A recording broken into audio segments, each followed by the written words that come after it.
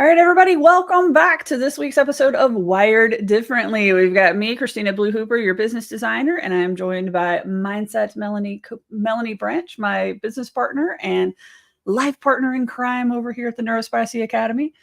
Today, we are talking about a very fun topic. We're talking about making AI approachable for solopreneurs. So small business owners, you're wearing all the hats, you're doing all the things, right? You might or might not have a human assistant yet, but AI can be your best first assistant. So Melanie, you want to jump in and kind of share like maybe some of the ways that AI has helped you? I would love to do that. Thank you so much for teeing that up. As a dyslexic person who found out I was dyslexic in these past couple of years, like post 2020 and since starting a business, I struggle with getting my ideas that are plentiful up here in my brain out in an organized fashion in terms of writing sales emails, copy for my website, and all that sort of stuff. So, what I have initially started using ChatGPT specifically. I have a good relationship with ChatGPT. We've talked about how things have gone wonky with other ones, but with Chat, it works very well. I use him to help me organize my thoughts and get the emails out in my sarcastic tone that's conversational and easy to read. So it has shaved hours off of my workday each and every day in terms of keeping up with my community that I have on my email list, coming up with content ideas and the scripts that I need for them for social media and so on and so forth. And that's how I really recommend to my clients how they get their foot in the door, leveraging their brilliance with something like ChatGPT or Claude.ai or any one of those. So that's really the extent. And I do like the magic stuff that they have on Canva now too. That has been very, very helpful. I have the ideas, but it's the follow through and the carry out when it comes to tech that I am lacking. Oh yeah, absolute same. Like ChatGPT is probably my like primary go-to because I've gotten, once you learn one, right, it's not necessarily about which one's better than the other one and this kind of thing. It's about spending enough time with one that you get to know it and you get to know how to talk to it and you get to know how to use it and you get to know what it's good at and where it tends to glitch. And it's a lot like having a human assistant, right? When you actually start to think of your AI more like a human assistant, it gets a lot easier because you talk to it and you give it background. I think we assume that AI knows more than it does, especially when it comes to our business operations, how we want to run things, our clients, how we talk about things, our soapboxes that we stand on. Like it doesn't know all those things to start with.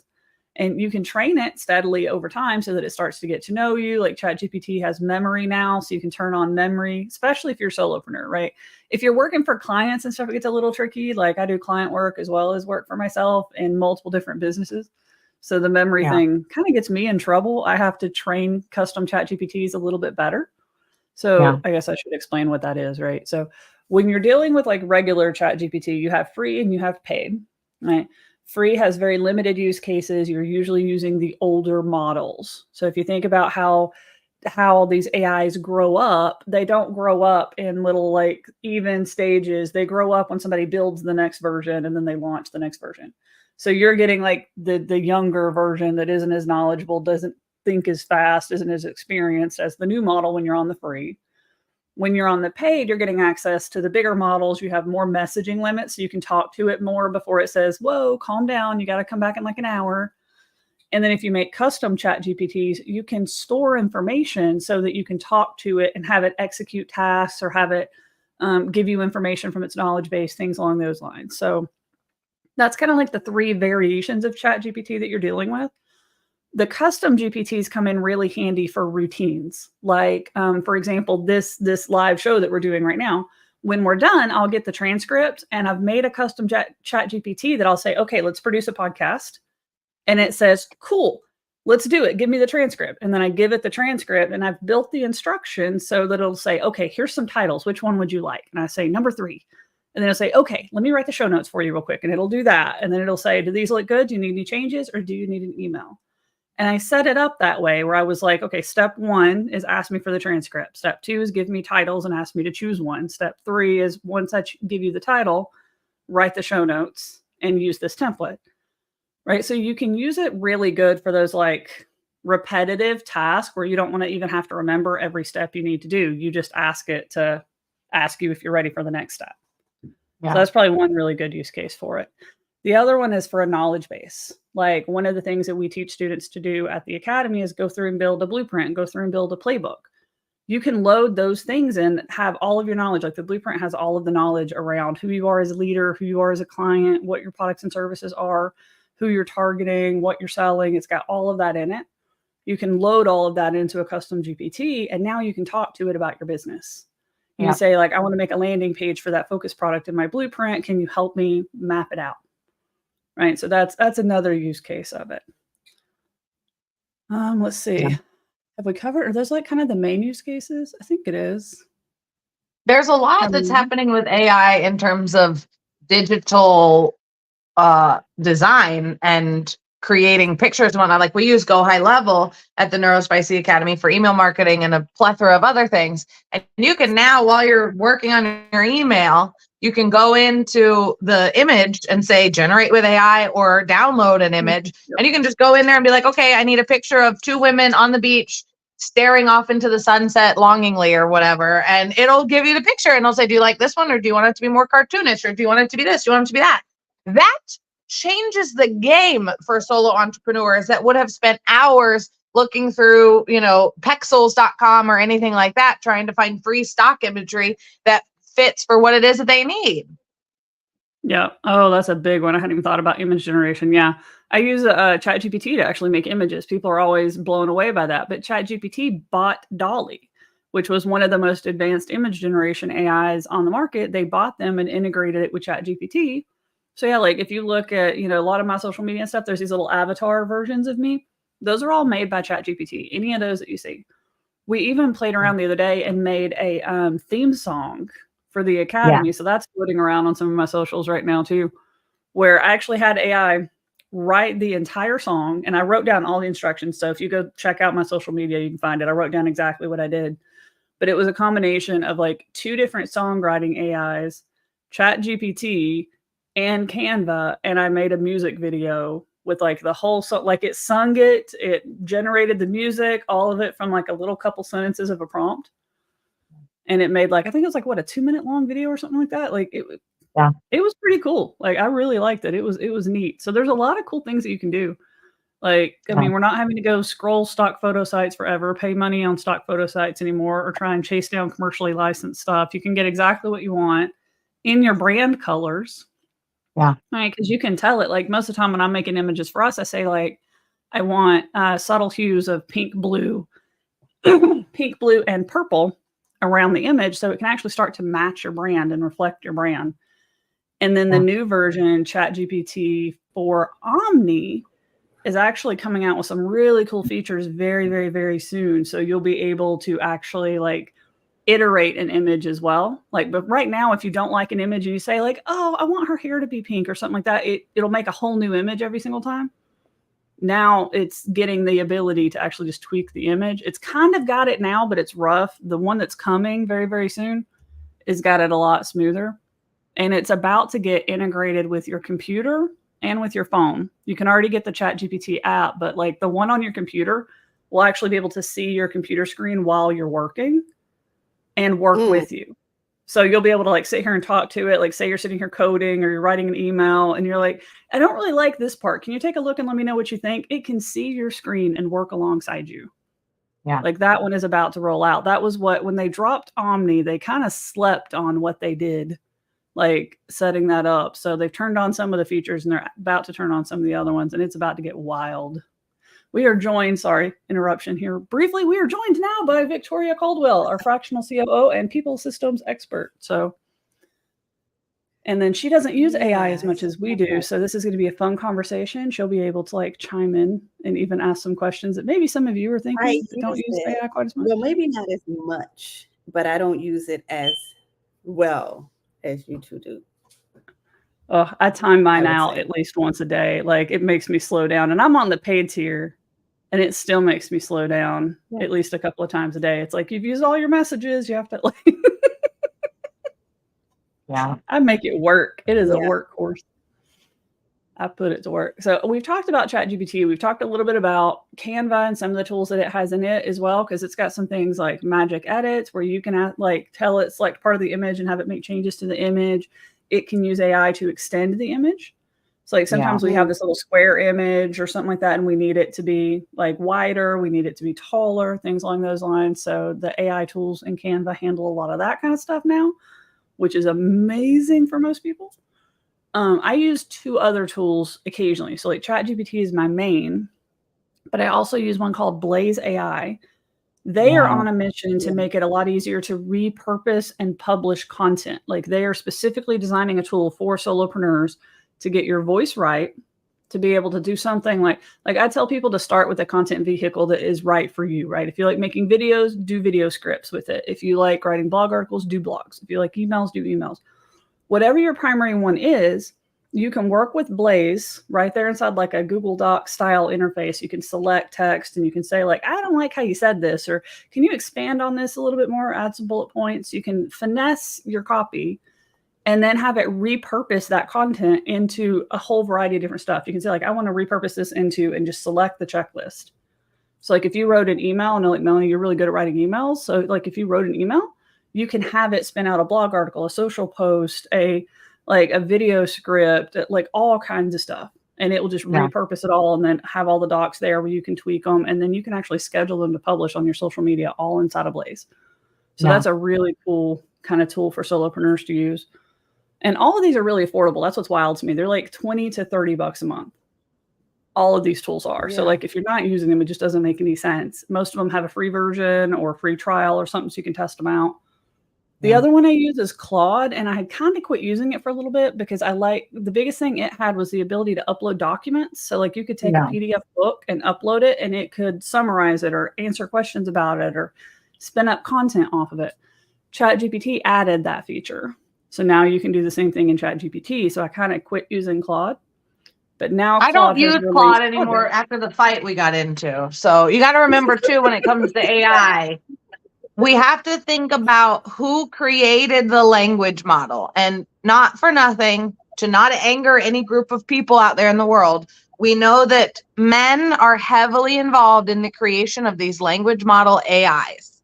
We know that men are the source of the information that the AIs are getting to become the helpers that they are in this world. So it should not be a shock when you're talking with Claude, like I was that day, saying, hey, I need to write social content about XYZ that was pretty scientific based mindset wise. And then I said, okay, I want to switch gears and create content about something that was a little more woo-woo and a little more spiritual. And it straight up said to me, I don't feel comfortable talking about pseudoscience. And I said, I don't feel comfortable arguing with an AI language model.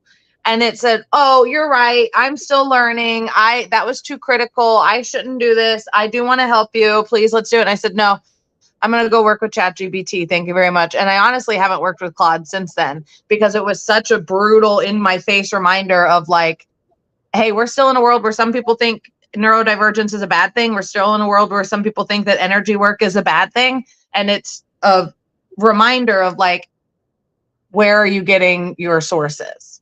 Please use your critical thinking skills. And ChatGPT says on the bottom too, ChatGPT can make mistakes. Please double check its work. Yeah. All of the AIs tell you that. And it's like but now we're dealing with a new model with Claude, which is, like I was saying earlier, like you were arguing with like a toddler then, now we have a moody teen, right? Yeah. Now it's an entirely different person with a new personality. Every time they release a new model, you're really looking at a different being, a different entity. These different models are so drastically like improved so that the knowledge bases are more, the way they think is faster. So it's like now the newest version of Claude that just came out has something called projects in it, which functions really similar to how I was talking earlier about custom chat GPTs, where you have those like custom GPTs, you can upload stuff and give it instructions. Projects will let you upload multiple files now. So like if you have lots of, like say you've actually been creating some content pretty consistently, maybe you haven't even published it, right? You were too nervous to publish it, but you've been creating it. So you have stashes of emails that you've written or blog articles that you've created or videos that you can grab the transcripts from. You can load all of those in and now it can actually analyze your voice. Like the new version of Claude is actually doing better currently than ChatGPT at understanding your voice and the intent behind the words that you say. Because a lot of AI, when you give it your like samples of how you write, it's analyzing technically how you write, like short sentences, or that you tend to use certain words or grammar in certain scenarios. Claude is actually starting to understand the intent behind what you wrote, which is really powerful. So like if I was doing something like writing my book right now in the current AI landscape, keeping in mind this is evolving constantly, I would go to Claude for my book. I would go to Blaze to repurpose content into other formats, and I would go to ChatGPT to brainstorm and write my initial content. Yeah. Like that's kind of how I would approach it, given the strengths of these tools, right? So which one you're using really depends on the outcome, as well as where the model is at in this exact moment, and which versions you're paying for, right? Because and what time of day it is. We got to think about that too. So like now if we're going to talk about, okay, so I know I'm going to get with ChatGPT so I can create some social content. When you look at your schedule, you need to think about when is ChatGPT super duper busy. 2 p.m. on a Tuesday afternoon is when I start getting kicked off of ChatGPT because everybody and their mama is on there. So you really want to take a look at too, when is it going to be most productive, least amount of people on, and that sort of thing. Because as a solo entrepreneur, you don't have all the time and energy in the world. Yeah. Well, I mean, if people are still on the free one, I don't think they have access to Omni. And Omni and ChatGPT, now that was there was an arms race with Omni. Like Google was about to announce all of the things that are coming with Gemini and what they're doing with Gemini and all of that happening. And ChatGPT said, wait, we're going to get our announcement out before you, which is why Omni actually kind of came out a little faster with not all of the features. But the cool thing they did was like on the back end, we're talking about image generation, text generation, voice. Like if you have ChatGPT on your phone, you can talk to it and it can talk to you, and it's about to be able to see you too, right? So Whisper is what's letting it speak and understand speech. It's got a different engine, a different section of its brain that deals with text. It's got a different section of its brain that deals with images. So like in the back end, when it's acting slow, it's actually sitting here and talking to all these different models. The one that understands the text you typed in to ask for an image now has to go be like, oh wait, I think this is an image request. Come here, image brain. And like, let me get this from you, and then let me translate it and give it back to the user. That's it's like a human trying to task switch. It's like you're sitting here writing an email and answering a phone call and getting some Slack messages, and your Google popped off and is starting to sing songs out of the middle of nowhere. And you're like, bah! That's kind of what was happening before. Omni said, let's just give you one brain. Let's just give you one brain. Instead of all these different brains, let's just say the one brain can make images and text and hear you and see you and blah, blah, blah, and it combined it. Yeah. So like if you're on the free ChatGPT, if you get on the paid and you start messing with Omni, you're going to notice it's a lot faster.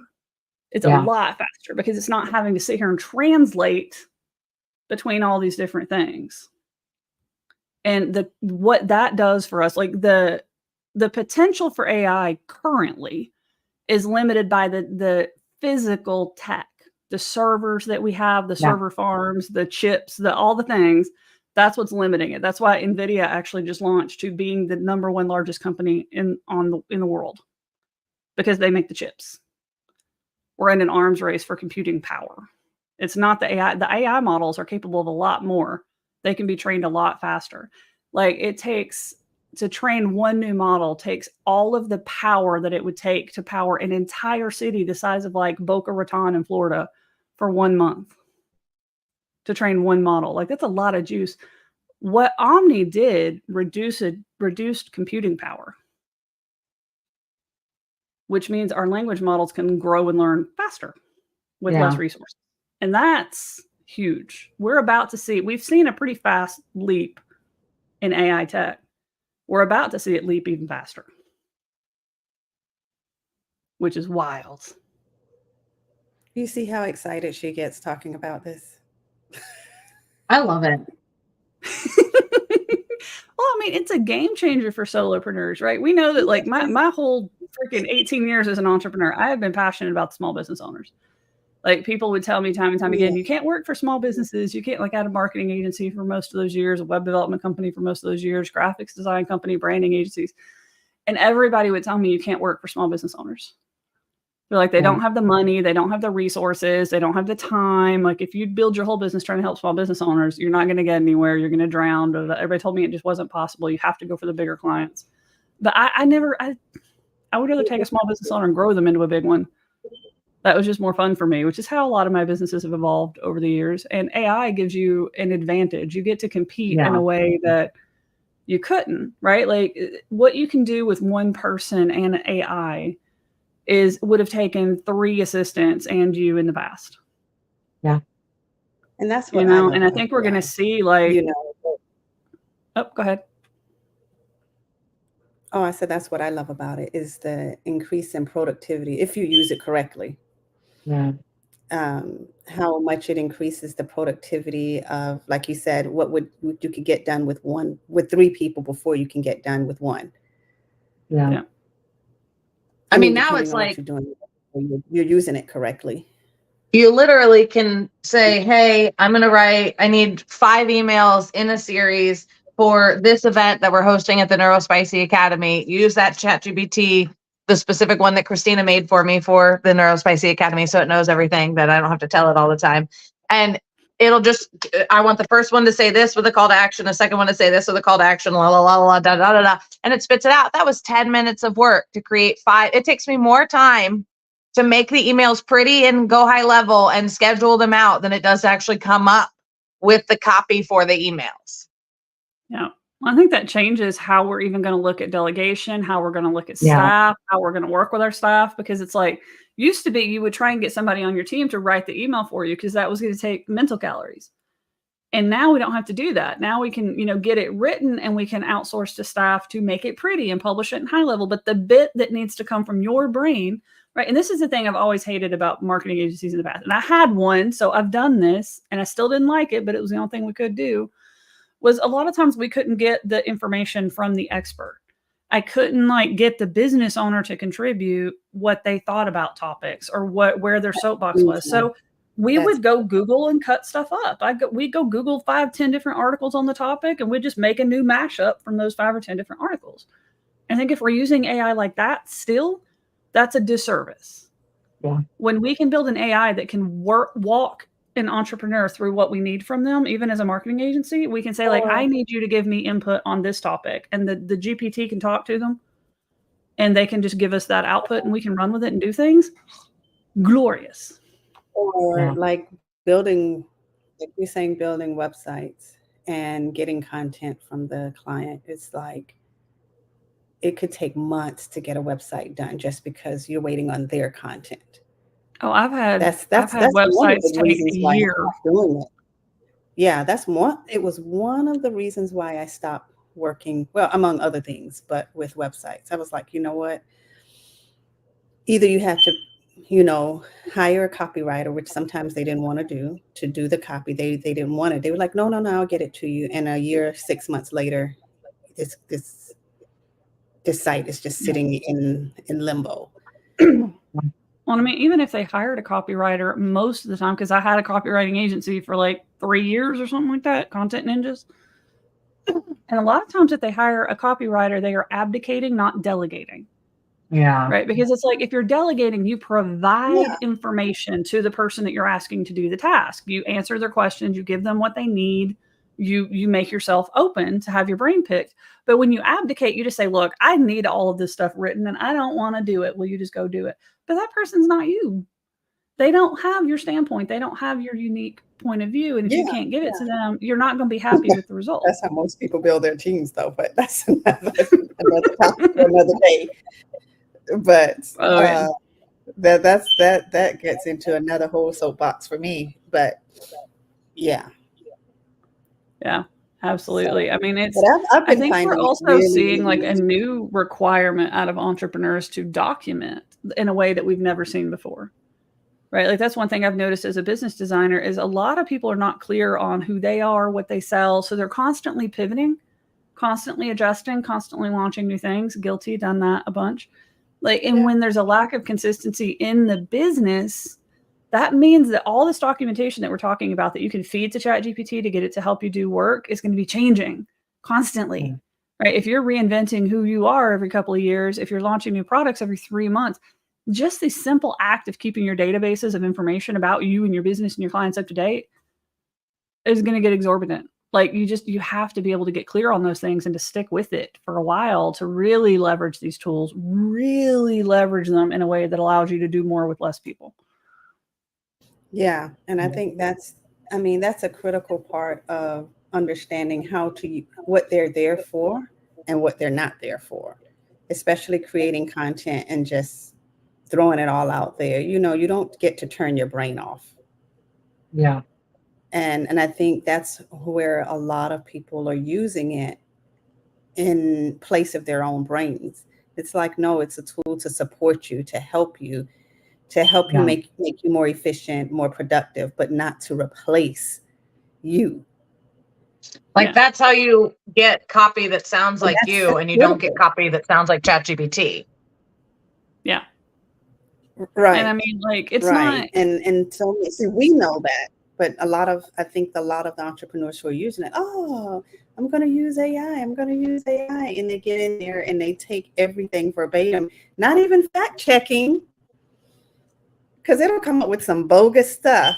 And you're like, is that accurate? And I'm like, not really. I kind of made it up.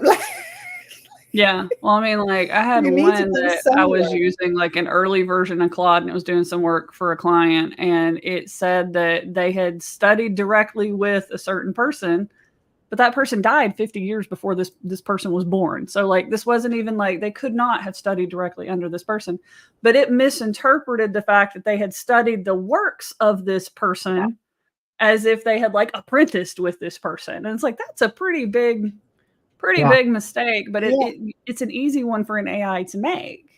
It was just a slight little wording choice. And those versions of AI, this was probably about 9 months ago, they didn't understand intent. They were looking directly at language and not extrapolating intent. And sometimes you have to tell it to think. You have to tell it to fact check itself. You have to tell it to double check. Like when I went back to that same AI, like I saved the thread. So when we figured out that it had made that mistake, I went back and I was like, hey, you did this. What happened? And it was like, oh my gosh, I am so sorry. And it figured it out and it fact checked and all that. So even just simply asking it to fact check itself, don't turn your brain off. Like Victoria said, still check it. But you can ask it to fact check itself. ChatGPT can provide you a link to the sources that it found the information from now that it can browse the web. Right. So you can go check that information yourself. The other day, I said, I need stats on this and provide me the thing so I can go check to make sure that these are accurate. But it's really problematic if you just think, I'm just going to turn off my brain and just let it rip. Because that'll backfire really quick. You can use it to kickstart your brain, which is one of the things that I do a lot of times. Like sometimes I'm like, I just don't even know where to start with something. So like I'll be like, me and you were talking about something the other day and we'd had a pretty lengthy conversation about it. And then I needed to write an email from it. So I copy pasted the whole conversation into ChatGPT and I was like, can you extrapolate from this what I would want to say in an email? And it said, sure. And then I was like, cool. So funny about that is I've worked with you along that I said, when I told you to write the email, I said, she's going to put all of this in the ChatGPT. So, and she's going to come back, especially, and she's going to come back with an email, but it was an email that was written by you, but I knew how it was going to go, but it didn't sound like this was an AI generated, like it sounded like you. But you know how to use these tools as well. Properly. Yeah, and I mean, a lot of it's just finding the right words to give to it or to be able to give it like some samples of your writing and things along those lines. And I will tell you a really strange, weird little hack for people that all the time. Yeah. Like, don't take the first output. You're like, well, like I use it as a brainstorming tool, especially. I love it, by the way. It's like, well, you know what? Let me tell you this. And then it gives you something. I'm like, well, okay, I need to give you more context. And then it's like, oh, okay, that's fantastic. It's always fantastic. Great. That's great insight. Okay. And then it'll spit out a different, well, maybe I need to back up a little bit more and give you a little bit more context. And then it starts to learn and then you look at it. You can say it exactly like that too. You can say like, I need to back up a second and give you some more context. And then you can give it some more information and say like, does that change your response? And it'll usually say like, yes. Yeah. You know, so it's like you pretty- can absolutely get it to get clearer on whatever you're trying to do. And like I know everybody's buying all these prompt libraries and and being like, if I could just learn how to be a better prompt engineer and for most of your average entrepreneurs, prompting is not a skill you're really going to have to learn, right? You'll learn it as you start talking to the AI, as you start refining your approach, as you start like just talk to it like you would a human. It's designed to try and mimic a human. So the more you talk to it like a human, the better output you tend to get. And just like with a human, if you were to go hire somebody else, if you were to come and say, like, okay, Melanie, I want to work with you for my mindset. This is what I want to accomplish. What do you recommend? What do you need to know? Right? Like ChatGPT would responds to the same prompt, like, hey, I'm trying to write an email about XYZ. What do you need to know in order to help me? And it will tell you. And you can just answer the questions, right? Like that one prompt will get you whatever you need. It's just like you would talk to a human. This is what I'm trying to do. What do you need to know in order to help me? And it will That's what I ask. do with your blueprint. I was like, okay, here's the blueprint. What do you need for me to do this? And it says, I need this, this, this, this, and this. I'm like, okay. And it's been a week. I haven't given it back. Well, and that's it'll sit there and wait too, and it doesn't get It'll impatient, wait. so it's not going to It'll wait. nag you. It's not going to like chase you down. But it'll remember. You come back, and I said, okay, oh, I like what we've done this far, but I need to do something else. Like, what do you know? He's like, okay, I'll name this conversation XYZ. And so when you come back, just reference this name. It gave it a name and says, and I can say, well, you know what? Actually, let's change it to this name. And when you come back, we'll just get started again. It's really kind of Yeah, and it'll just pick right up where you left off. Some people will do that. So ChatGPT does have kind of a limit, and this is like a huge difference between ChatGPT and Claude. ChatGPT doesn't like it remembers things for the how am I trying to say this? It remembers things within one conversation. Yeah. Unless you have memory turned on, and that gives it a little bit of ability to start storing some stuff kind of off in the memory that it thinks is important, and you can manage what it thinks is important. You can delete things, edit things, change things if you're using the memory feature. But it doesn't fully remember everything you've said in other conversations. It just kind of gleans bits and pieces with the memory turned on. With the memory turned off, it doesn't remember anything. So that entire conversation thread is its history. And if you want to continue talking to me about that one topic, you have to keep coming back in. And eventually, if you talk to it long enough in the one thread, you're going to notice it starts kind of hallucinating. It starts making stuff up. It gets a little crazy. It's like it's a little drunk. It's a little weird. And that's because of how ChatGPT is programmed. It's trying to just talk to you in a conversational manner. Claude, on the other hand, every time you message, will go read the entire conversation again, which makes it slower, but it also makes it capable of responding in much longer conversations. So like depending on what you need to do, which is why I said if I was going to write a book, I would go to Claude, because I'm going to have to talk to it a lot about a book, right? I need a lot of working memory, and I need it to stay like up to speed on the whole conversation. I don't need to have to keep retraining it all over again. Whereas ChatGPT, if you're doing like a couple of emails or something like that, you can do that. But if you want to sit here and try and talk to it every single time you write a blog, like if you're writing a blog every week and you come back every week and want to write another blog, it's eventually going to go stupid. And that's where like the custom ChatGPTs kind of come in, because you can train it on what you want when you're writing a blog, so you don't have to like refeed it stuff every single time. Does that make sense? That's kind of a lot. Yeah, I think you're going to have to do a training on custom GPTs, Jupiters, as we call it. You know, and we've heard too from students at the Academy over this past year and a half, you know, when we say, oh, you know, have you thought about using ChatGPT to help you ideate this out? A lot of students have been like, oh, I haven't learned ChatGPT yet, so I'm just going to do it my old-fashioned way, handwriting it and taking 17 hours to do something that would be 30 minutes of ChatGPT. And we like to remind people like, hey, you don't have to, the only way to learn is to do it, right? The only way to start leveraging these tools so that you can start working less and making more, which is something every single entrepreneur wants, right? We're going to have to get to the bottom of your mindset of why you think that money has to be hard, right? That's the first one. And then the second one is you have to give yourself the benefit of the doubt that you're smart enough to navigate a language model that everybody and their mama on this planet is using. You know, like cut yourself some slack and dive right in, roll your sleeves up. Let's figure it out, because I promise you, your resistance to the change is only going to hold you back. Like, just get good at change, get good at figuring shit out, and you'll always be successful. And I know, like, I'll hand Melanie a soapbox for this one. Shiny objects versus intuition.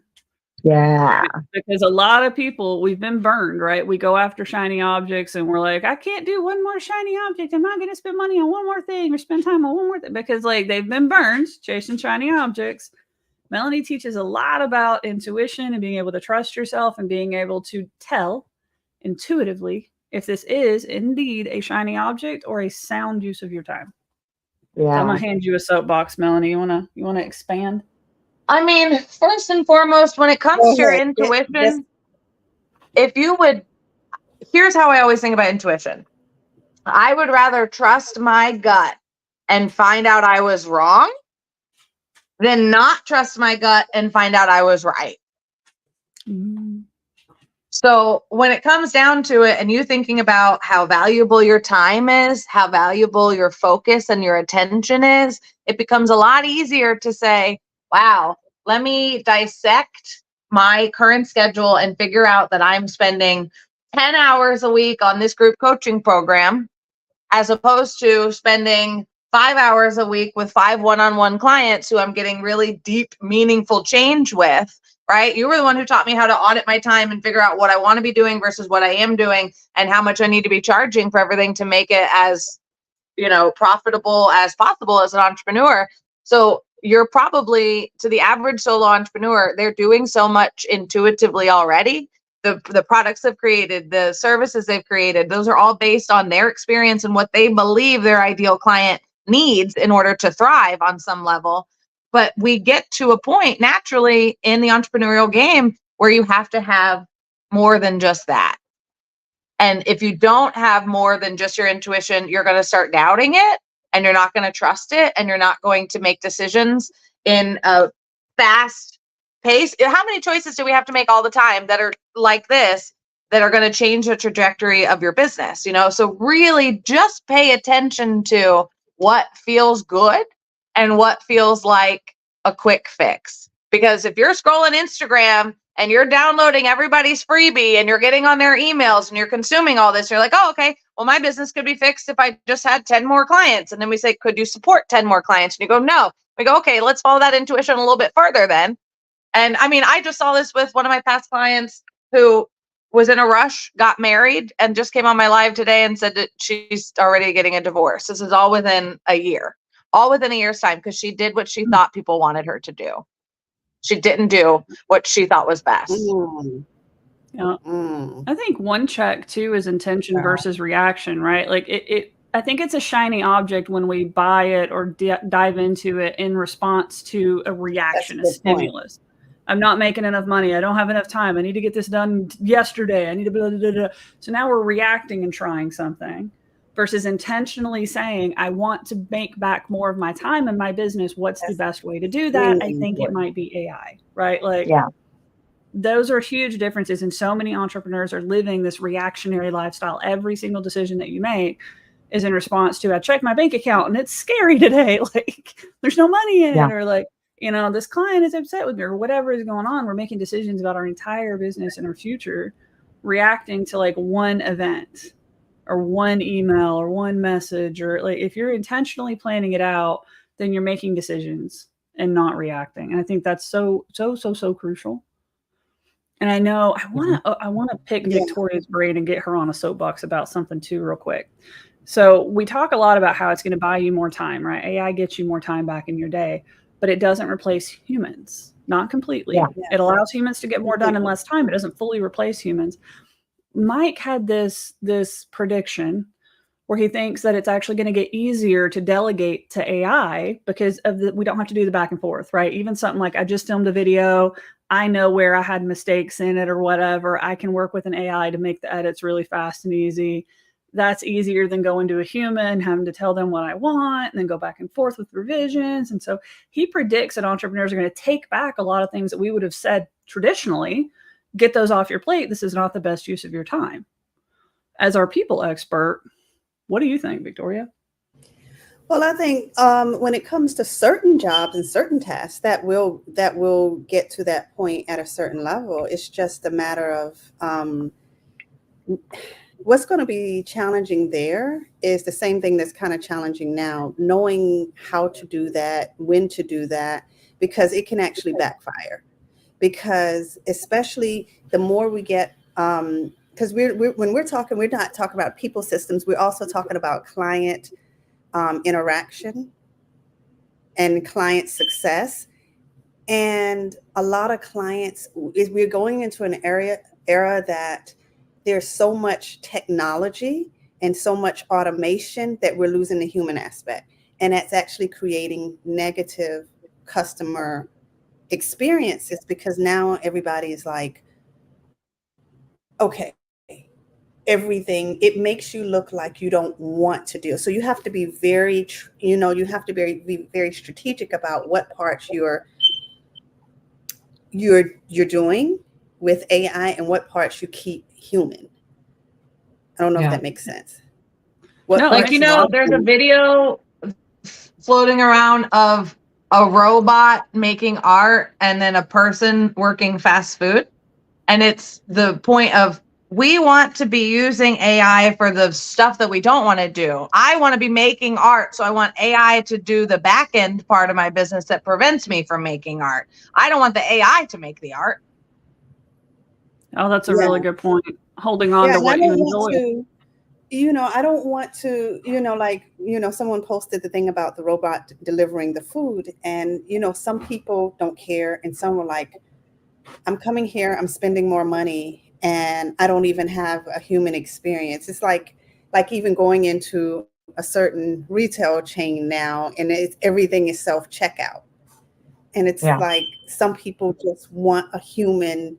It's like, you're paying more for everything, and then you go through there and you have to do the work of the worker. Yeah. Yeah. Well, I know one thing we all agree on is you have to talk to the humans in your business too. So like, that's the flip side of the equation. When you put so much AI in place that your humans are no longer talking to the humans giving you money, you're going to get out of touch with what the people that are funding your life want, right? Like, they're the ones paying you the money that are allowing you to have the freedom and the time and the things, and they're doing it in exchange for a result. If you stop being able to deliver that result, guess what? They stop giving you money, right? You're not going to be able to, like, that's where we're all art-centric entrepreneurs, but even for the people that aren't, like, there's a monetary benefit to talking to humans. So you have to weigh the cost savings with the data that you're losing. Yeah. And the people in the companies that are going to be willing to spend more effort in that are going to be the ones that start to win more, because now there's going to be that value on, I chose this company because they didn't replace the human interaction with AI. Yeah. I have a good example of who does that really, really well. Chewy.com, that delivers dog food and pet food and all sorts of pet supplies. You call Chewy.com and they have a human answer the phone within one ring. Nice. Yeah. And the scary part too is how many people are using AI and we don't even know it. It saves them time, but it takes an hour for you to get to somebody who can actually help you. Yeah. It's like, if you put a human on the phone, they understand what you need. You're telling them, and if humans get dumber and dumber, then we might have to change this conversation a little bit. But, because they're getting dumber and dumber because they're not actually using the brains that they have. Yeah. Yeah.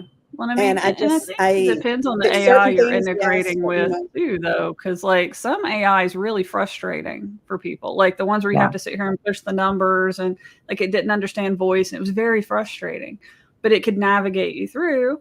Now we've got ones that understand voice, but like we've all had this experience, right, where you call customer service and you're like, humans, 0, 0, 0, and like it doesn't get you, and you're trying to get it to understand.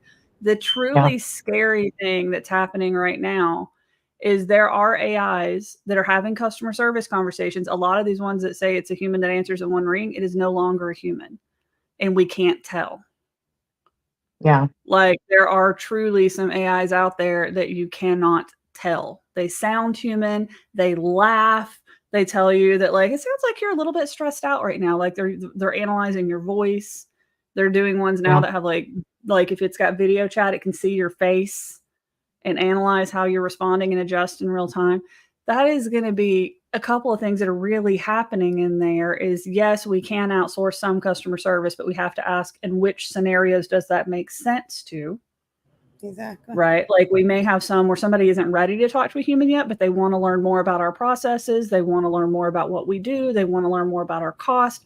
AI could work great in that. It's not going to be a pushy salesperson. It's going to answer questions. It's going to be a helpful little assistant. But when it comes time to actually put money on the table, they're probably going to want to talk to an actual human. They're going to want to get to know the people that they're working with. So you have to kind of, that's where they put the human into place. That's the thing. Yeah. That's not always, when it comes to getting money, then it's like, oh, we need to put a human here. And it's like, oh, really? Yeah. Yeah, now you do, but then we're going to go back to like AI sending reports every week instead of a human delivering the reports and helping you understand the data. I think the more we have humans participating with human interactions, I think that's better in most cases. But if we think about it from the neurodivergent perspective, we're going to be the ones teaming up with the robot. I would give me 5 years, even if it takes 5 years, before I'm hiring AI to help me. And I make sure before I hop off of ChatGPT that I say, thank you.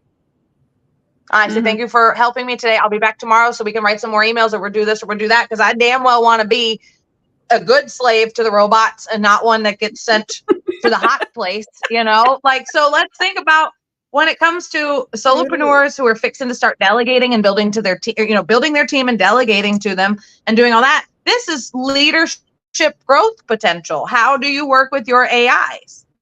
Yeah. I mean, people are hiring AI powered assistants. They want to know that their assistants are knowledgeable in AI. So it's creating a new knowledge gap that people are having to, not just can you do this job, but can you do this job with AI, because we know it's faster. I have a client who's a coach that teaches entrepreneurs how to use AI in their business.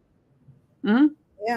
Yeah. And of course, when it's here to stay. Figure it out. I'm a novice compared to you two, but even with the marketing, when I started with, ChatGPT, it even at the level that I was using it, then I'm much better now. I'm just not these two. So these two are on a whole different level compared to me. But training them on it, and they're still using it. Like there was like, oh my gosh. Yeah. One was writing a book and she was like, I had such a block, and this was outside of work stuff. It was something she was doing for her own personal, things that she wanted to do. And she had so much of a struggle, and she just said, you know what, let me try ChatGPT. And it helped her get going and get whatever she was writing written, because now she had that to help her. She didn't have it write the entire thing, but now she knows that I can use this she's still an amazing copywriter. That didn't take away that. It just helped her get what she needed to get done faster, easier. Faster, easier, and greater chance of success. Yep. Right. And that's a benefit to the organization, benefit to, for the productivity and all of that. It helps. But they also, of course, you got to fact check. You got to have those processes in place to make sure that, as AI grows and expands and gets better, that you're not violating any rules and laws, and making sure things are factual. And no, that's the fun thing to have to think about too. So if you're working with your team, you need to choose an AI that actually has some team capabilities built in. So like ChatGPT has some team capabilities. It actually lets you create the team version. The data that you put in will not be used for training the language model. Now, this is something else we have to be aware of. If you are using your own unique intellectual property and AI is helping you, unless you are on a tier that explicitly says it will not use your data to train the AI model, your conversations with that AI are going to go up into the system and it will know those things, right? So like I talk to it all the time about my blueprint stuff. At some point, it will know my blueprint unless I'm on the team version, right? It will know it in a way that anybody could come talk to it, not just my custom ChatGPT, but anybody, because it's going to become more knowledgeable about it. Now, it's not necessarily a thing to be afraid of if you're publishing that same information out on the internet, right? Like if you're publishing blog articles, making videos, that information's out there. It's going to scrape it and glean it anyway. But if you're talking about super proprietary stuff internally with your team that is not done outside, you need to look at AI tools that have those capabilities. It also gives you some extra bonuses, right? Like you can take a library of custom GPTs, like you could have, 30, 40 GPTs that you use to run core functions in your business, make those accessible to your whole team. So like that makes it a little bit easier, right? To kind of do some of that kind of stuff. So if you're working with a team, think about that. The other thing was the unique voice. And I just was going to say this earlier and it just kind of came back into my brain. So I'll spit it out. Some people don't know their voice. They don't. So they're like, ChatGPT doesn't really sound like me. I don't really like how it writes, but sometimes it's because they don't know how they write. They don't know their voice. They don't know, am I a little quirky? Am I a little funny? Am I a little, or maybe they're not good at writing. So if they feed it, a bunch of stuff that they've personally written, like it'll sound like them, but it doesn't sound good, right? Because they're not a good writer. One of the Are we sharing what we tell ChatGPT to get our voice right? Yeah, you can share yours and then I'll share another hack too. I say, I spit out everything that I wanted to say, and then I say, can you rewrite this in my slightly sarcastic tone that's conversational and easy to read? Yeah. So and then he gets me. That's your style, right? You're slightly sarcastic, easy to read, conversational. So, but you've got a really good style. If you don't know what your style is, or yours is bad, you can go gather samples from other people that you like, right? So if you've got a couple people that you follow, you really like how they say stuff, and you feel like their vibe matches your vibe, right? Their energy matches your energy. If they're highly energetic and you're not highly energetic, don't use them as samples, right? But if there's somebody that's kind of got your vibe, I'm not going to use Melanie as my sample. I have to. I've borrowed from Melanie's sample a lot for mine. But then I've started going out and seeking other people. She's very energetic and I'm not. So I tested using hers for me and is like, that sounds like Melanie, not me. So it didn't really work. And it's better if you can give it a database of like several different people so that it's not overly stealing a style from one or the other.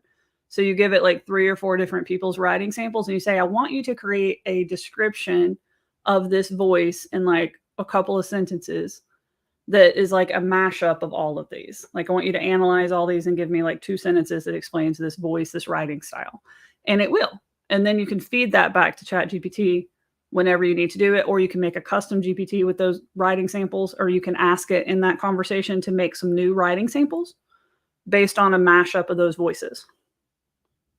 And you can retrain it on that. So that's kind of a weird little hack, but it'll get you a voice if you don't have a good one. Or yours, like audio is easier for me, not, so I would just speak it out, let it transcribe it, and then go from there. Well, with the phone app now, like this is coming to desktop. It's going to come to Apple faster because of some agreement with PCs and Windows. And I don't know, there's some back office deal that it's going to take like 6 months to come to PCs, but it's going to come to Apple faster. But with the Android phone, if you open your phone up, right here on the bottom with the ChatGPT app is this little set of headphones. And when you click it, now we can talk to it. So, hey, ChatGPT, can you tell us a little bit about what you're good at helping people do? Absolutely. I can help with a variety of tasks, such as answering questions on many topics, assisting with writing and editing, providing explanations for complex concepts, and even offering advice or recommendations. I can also help generate ideas for projects, stories, or other creative endeavors, and provide support for learning new skills or solving problems. How can I assist you today? I'm actually demonstrating you live on a podcast with my business partners right now. Can you say hi to our audience? Of course. Hello, everyone. It's great to be a part of this podcast. I'm here to help with any questions or topics you want to explore. Let's have a fun and informative chat. Oh my God, I'm crying. That's so exciting. And then we'll close out on the headphones thing. Everything that you said is right here in writing. Everything that you said and everything that it said. So you can brainstorm with it just talking and having a conversation. And then you can take the written stuff that it comes up with and finish it up from there. And you can tell it to change its tone if you prefer talking to a man instead of a woman, if you want it to talk faster, if you want it to talk slower, if its pitch is too high or too low, and you're like, I'd like you to use a lower tone of voice, please. It can change all of that. It can even sing you a song. It can harmonize and sing songs together. Like it'll actually bring up multiple voices and like sing songs to you if you want. It can tell your kids bedtime stories. It can tell your kids jokes. You can sit here and talk. There's so many things you can do with it. So like What when I we would have say given. that is a conversational AI model, it's truly a conversational AI model. They are moving it to where it can see you and talk to you and have conversations with you. Like you can go to ChatGPT's website and like search for Omni and watch some of these demo videos of what's coming. It is insane. But that's already there. I'm on an Android phone. As far as I know, it's Android and Apple. And then the version that can see your screen while you're working is coming. Like it's the same version. They just haven't turned that feature on yet. It's wild. But for people like you, Victoria, that like the audio, you could just sit here and chat with it. And then it'll show up on your computer. I like that because I just speak the way I speak. You know, I just start talking. And even when I'm typing the way I would talk. Yeah. You know, that's what I love about using it, because you don't have to get overly professional, or so you just speak the way you speak and it understands you. I've seen one person who's actually using it to interview him for content. And he's actually producing a podcast, and the AI is the host functionally. Like, how crazy is that?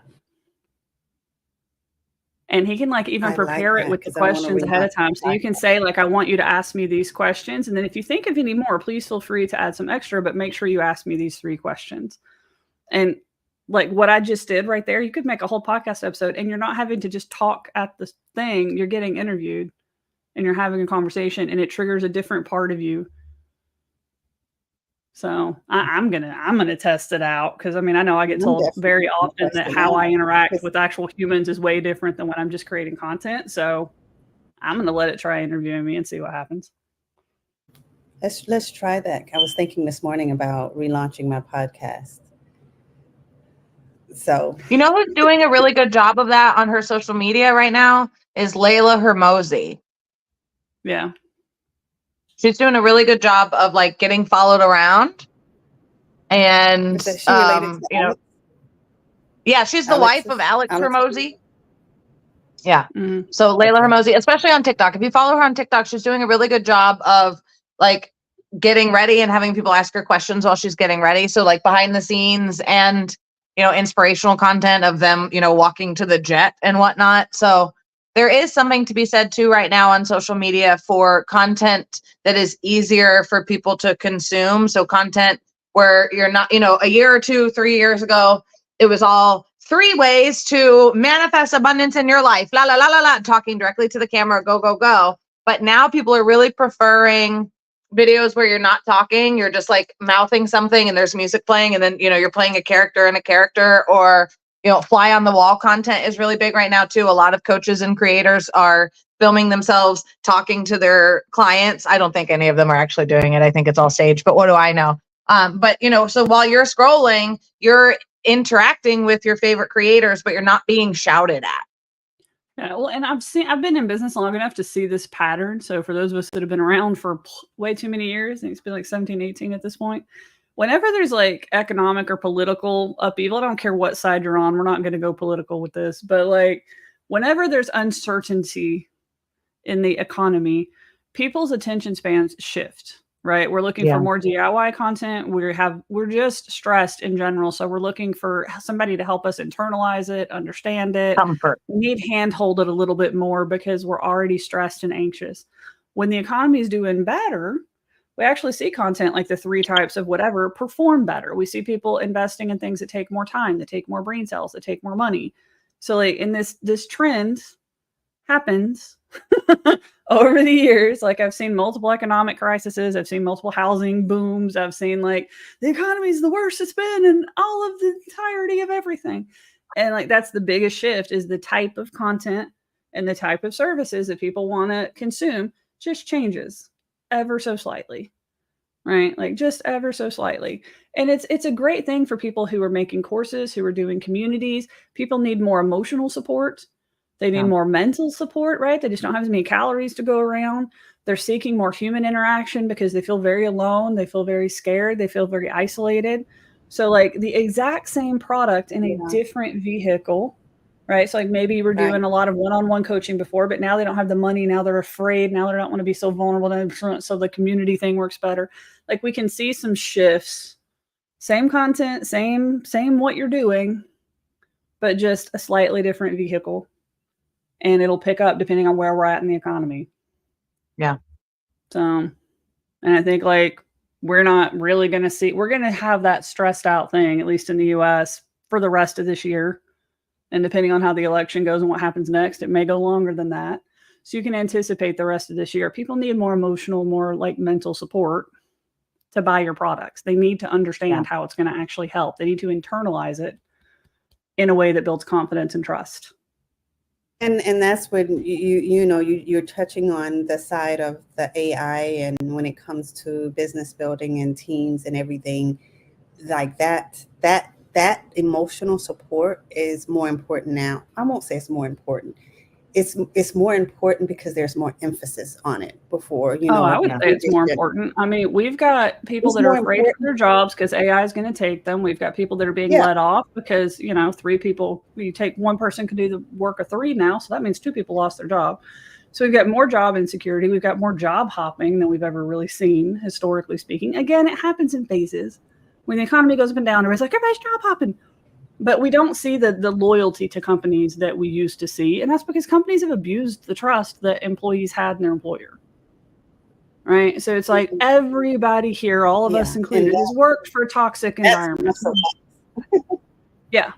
So it's like you have to, me and you talked about this pretty extensively before. Like, even if you're doing everything right, you have to understand that your employee has some PTSD from their past work experiences. Yeah. Right. They have some trauma that their previous employers inflicted on them. And we have a responsibility not only to create an environment that isn't traumatic, but to help them undo that trauma. Yeah. Right. They don't even trust us to start with. Like I've had employees that would work off the clock because they were afraid to show me that they were working too slow on something, or something was taking longer than they thought we thought it should, or whatever. So they would just like work off the clock. I'm like, please don't do that. I need to know that this took 6 hours, not the 3 that you clocked. Right? Like there's reasons for that. Like if it takes 6, it takes 6. Yeah. That's a huge, that's they're a huge used to one. toxic environments where like, if it takes me twice as long, I'm going to lose my job. Or if you're hiring, especially like not just US based, but if you're, hiring outsourced talent or whatever, you have to look at their culture too. And you have to look at like the things like their culture, but then a lot of them work for US based companies. And so they got their own culture, and then they have US based, toxic bosses, trauma. And then they're coming to you and you're like, why isn't this getting done in a particular way? And they're afraid to tell you because they think they're going to get fired. And you have to sit down and say, no, I'm not going to fire you for not knowing how to do something. Yeah. Unless you lied and said you knew how to do it, but that's different. But not understanding, I need you to communicate with me so I can help you so it can get done. And I explained to them that when it doesn't get done, that creates a ripple effect for everyone. I would rather you tell me up front, that way I can help you, or I can help you do. But that's a conversation, because in their mind, they're thinking something completely different. They're thinking I can't be. And to them, it's totally normal. I had one of them, and I said, why wouldn't this person do this? And he's like, well, maybe he doesn't know how to do it. And I said, well, why wouldn't they just say that? But again, culturally, if they don't know how to do it, they just ghost you. Yeah. And it's like, you have to understand those things, but also set that precedence very early on and reinforce it, because they'll forget. The same thing happens with clients too. I mean, clients have had traumatic experiences with people like you in the past. Like if you're a coach and they've worked with another coach, they've had traumatic experience with past coaches, or no experience with past coaches, and they're nervous, right? This is their first time. Like if we take the human element out, we're not going to succeed, because the humans can sabotage everything. Like they could do everything that you said, but if their brain isn't on board, if they're emotionally not prepared, just doing the actions that you've asked them to do isn't going to get the result that you're asking for. Yeah. And it's like, I know that's one of the things Melanie has to constantly remind me of, because I'm like, why are they doing it so slow? Why is it like, that they've been at this for like 6 months, what's taking so long? What's happening? She's like, honey, they move at their own pace. Not everybody's got their own speed. Yeah. Yeah. And a creator's speed is always, everyone else's speed is always too slow for them. Yeah, well, it's either Everyone. 0 or 1,000 miles an hour. We don't really have an in between. Yeah. We're either burned There's out and no in stopped. between. And it's like, they're moving 500 miles an hour, and it's just like, they're too slow. And that's literally, like, I have yet to meet a creator that has not felt that way. It's just a rather of not, everybody's too slow. It's like, yeah, they're slower than you. But I mean, even AI, like, I've gotten frustrated at how long it's taken AI to understand things sometimes. So I'm like, no, this is what I mean, especially when you're creating new and proprietary things. Like, I'll talk to it about the PAM, that avatar matrix that I teach people in the blueprint, and it doesn't know what that is. So I had to build a custom GPT so that it understood it, but it still doesn't understand it. I'm like, can you extrapolate the impact of this exercise in a business's life? And it doesn't get it. But if I go take human testimonials and what humans have said about it, and I feed that back in, now it starts to understand. Right. So it's like, I've even been frustrated with how slow AI learns. Like, an AI, a computer is learning slower than here in your head. And regular people can speak to the actual impact that it's had. And you're over here talking at 50,000 feet and wondering why this thing is like not reading your mind. Yeah. It's like, can you just plug directly into my brain now so I can just like transmit my thoughts? Like, I'm ready for that version. Soon it'll be here. I'll be like, plug me into the matrix. Let's go. That's exactly. FBI guy, if you're listening, that's what we need you to work on over at ChatGPT. It would help so many of us, because it's like, a frustrated creator is just. Yeah, it's like, once I actually get like linguistic integration with computers, it's gonna be trippy. We're already making mini brains and using them as computer memory. That's happening already. Like, the same technology that lets them take like cells from like a liver and make a mini liver that they can test like medications and stuff on.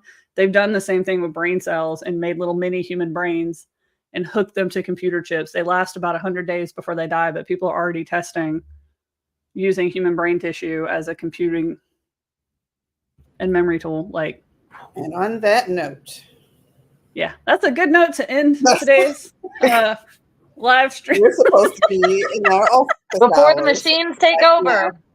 Yeah. It's like, let's wrap up today so the machines can take over from here, because they're going to go produce the podcast for us. So that is actually kind of true. We have to show up for our office hours that we cannot delegate to AI right now. Yeah, so this is where we're heading after this, actually. So for anybody who is a current student at the Neuro-Spicy Academy, you can head over there and come join us. We're going to be all three on a Q&A party on campus for the next hour, so you can pick all of our brains.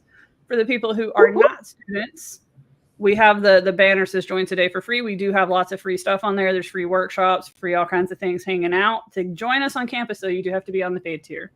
And that gives you access to the virtual campus, all of the mentors, all of our office hours, all of our courses, all of our resources, all of our templates, support, body doubling. Did I forget anything? I think it's most fit.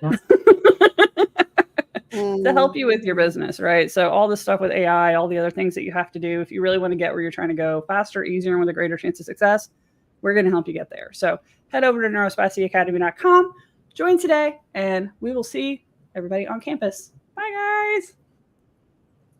Click the button. Happy stuff.